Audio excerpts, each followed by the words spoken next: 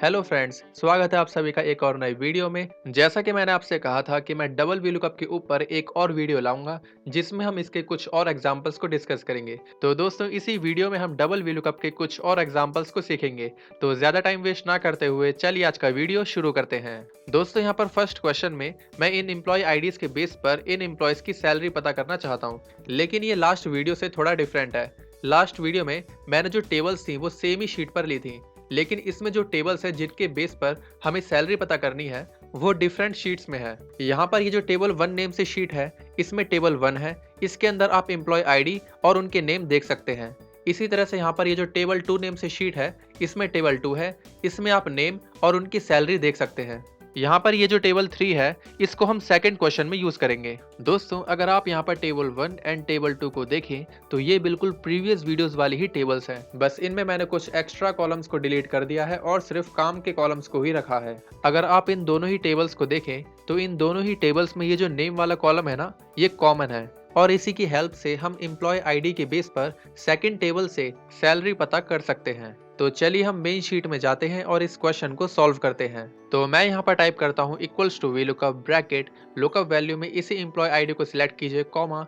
अब यहाँ पर टेबल एरे में हमें वो टेबल सिलेक्ट करनी है जिसके लेफ्ट मोस्ट कॉलम में हमें ये एम्प्लॉय आईडी मिलेगी।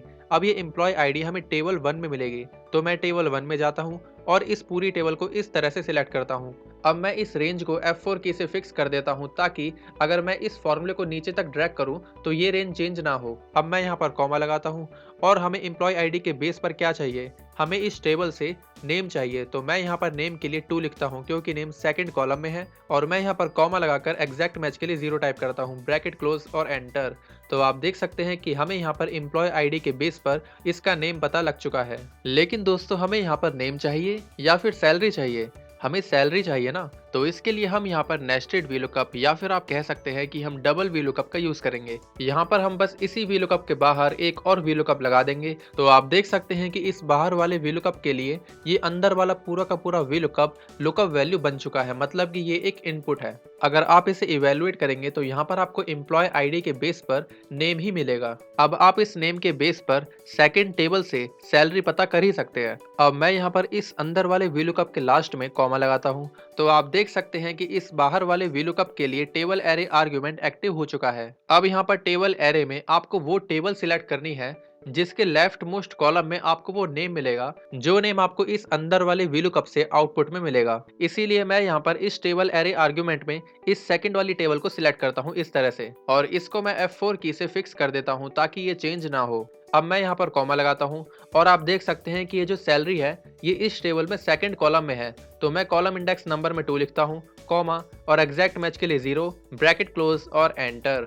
तो आप देख सकते हैं कि हमें इस एम्प्लॉय आईडी के बेस पर इसकी सैलरी पता लग चुकी है। अब मैं इस फॉर्मूले को नीचे तक ड्रैग करके इन सभी एम्प्लॉय आईडीज के लिए अप्लाई कर देता हूं। तो आप देख सकते हैं कि इसने हमें इन सभी एम्प्लॉय आईडीज की सैलरी बता दी है। तो दोस्तों, ये था डबल वीलुकअप का एक और एग्जाम्पल। ये बिल्कुल प्रीवियस वीडियो की तरह ही था, बस इसमें डिफरेंस ये है कि प्रीवियस वीडियो में हमने सभी टेबल्स को एक ही शीट में रखा था, लेकिन इसमें हमने दोनों टेबल्स को अलग अलग शीट्स में रखा है और इसमें कोई भी डिफरेंस नहीं है और इसमें तो कोई बड़ी बात भी नहीं है। बस इसमें आपको सिंपली जिस शीट में वो टेबल रखी है उस शीट में जाके उसे सिलेक्ट करना है और आपका काम हो जाएगा। आई होप आपको ये क्वेश्चन समझ आया होगा। तो चलिए हम सेकंड क्वेश्चन को सॉल्व करते हैं। दोस्तों, यहाँ पर सेकंड क्वेश्चन में हमें एम्प्लॉय आईडी के बेस पर उनका स्टेटस पता करना है। अब ये हम कैसे करेंगे? दोस्तों, स्टेटस के लिए जो डेटा है वो हमें टेबल नंबर 3 में मिलेगा। तो मैं यहाँ पर इस टेबल 3 वाली शीट पर क्लिक करता हूँ। तो आप देख सकते हैं कि यहाँ पर ये जो टेबल है इसमें हमें स्टेटस मिल रहा है, लेकिन ये हमें सैलरी के बेस पर मिल रहा है, इसमें हमें एम्प्लॉय आईडी नहीं मिल रही। तो इसका मतलब ये है कि ये तीनों की तीनों जो टेबल्स हैं ये एक दूसरे से कनेक्टेड हैं। दोस्तों, अगर हमें एम्प्लॉय आईडी के बेस पर उसका स्टेटस पता करना है तो इसके लिए हमें सबसे पहले एम्प्लॉय आईडी के बेस पर उसकी सैलरी पता करनी होगी ना, तभी तो हम उस सैलरी के बेस पर टेबल नंबर 3 से उसका स्टेटस पता कर सकते हैं। अब एम्प्लॉय आईडी के बेस पर हम सैलरी तो ऑलरेडी पता कर चुके हैं इस क्वेश्चन नंबर 1 में, तो मैं इसी फॉर्मूले को कॉपी करके यहाँ पर पेस्ट करता हूँ इस तरह से। बस यहाँ पर हमें यही तो चाहिए था। अब क्योंकि हमें सैलरी पता लग चुकी है, तो हम सैलरी के बेस पर टेबल नंबर 3 से उसका स्टेटस पता कर सकते हैं। क्योंकि ये सैलरी टेबल नंबर 3 में लेफ्ट मोस्ट कॉलम में ही है, हम यहाँ पर अब VLOOKUP फंक्शन लगा सकते हैं। अब मैं इसी फॉर्मूले के बाहर एक और VLOOKUP फंक्शन लगाता हूँ इस तरह से। तो आप देख सकते हैं कि यहाँ पर ये जो डबल VLOOKUP है ना, ये पूरा का पूरा फॉर्मूला इस बाहर वाले VLOOKUP के लिए लुकअप वैल्यू बन चुका है, और अगर आप इसे इवेल्युएट करेंगे तो यहाँ पर आपको सैलरी ही मिलेगी। अब मैं इसी फॉर्मूले में सबसे लास्ट में कॉमा लगाता हूँ, तो आप देख सकते हैं कि सबसे बाहर वाले VLOOKUP फंक्शन के लिए टेबल एरे आर्गुमेंट एक्टिव हो चुका है। अब यहाँ पर हमें टेबल नंबर 3 को सिलेक्ट करना है इस तरह से। अब इसको हमें F4 की से फिक्स कर देना है। अब मैं यहाँ पर कॉमा लगाता हूँ, और क्योंकि स्टेटस सेकंड कॉलम में है तो मैं यहाँ पर 2 टाइप करता हूँ, कॉमा, एग्जैक्ट मैच के लिए 0, ब्रैकेट क्लोज और एंटर। तो आप देख सकते हैं कि हमें यहाँ पर एम्प्लॉय आईडी के बेस पर उसका स्टेटस पता लग चुका है। अब मैं इस फॉर्मूले को ड्रैग करके इन बाकी की एम्प्लॉय आईडीज के लिए भी कॉपी कर देता हूं। तो आप देख सकते हैं कि इन सभी एम्प्लॉय आईडीज के सामने हमें उनका स्टेटस पता लग चुका है। तो दोस्तों ये थे डबल VLOOKUP के बहुत ही अच्छे एग्जांपल्स, या फिर कहीं ट्रिपल VLOOKUP के, क्योंकि इसमें हमने एक ही फॉर्मूले में 3 बार VLOOKUP फंक्शन लगाना भी सीखा है। तो दोस्तों मैंने आपको डबल VLOOKUP के साथ ट्रिपल VLOOKUP भी करा दिया है। अब आपके सामने चाहे 2 टेबल हो या 10 टेबल हो, आप अपनी सिचुएशन के अकॉर्डिंग VLOOKUP के अंदर VLOOKUP फंक्शन जितनी बार चाहें उतनी बार यूज कर सकते हैं, जिसे हम बोलते हैं नेस्टेड VLOOKUP। आई होप आपको इस वीडियो से कुछ ना कुछ नया सीखने को मिला होगा। प्रैक्टिस के लिए इस वर्कबुक का डाउनलोड लिंक आपको डिस्क्रिप्शन में मिल जाएगा।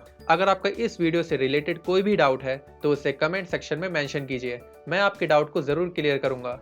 अगर आपको ये वीडियो पसंद आई है तो प्लीज इस वीडियो को लाइक कीजिए और चैनल को सब्सक्राइब करके बेल आइकन को ऑल पर सेट कर लीजिएगा, जिससे कि आपको हमारी लेटेस्ट वीडियोस की नोटिफिकेशन सबसे पहले मिल सके। So guys that's all for today, see you in the next video, thanks for watching.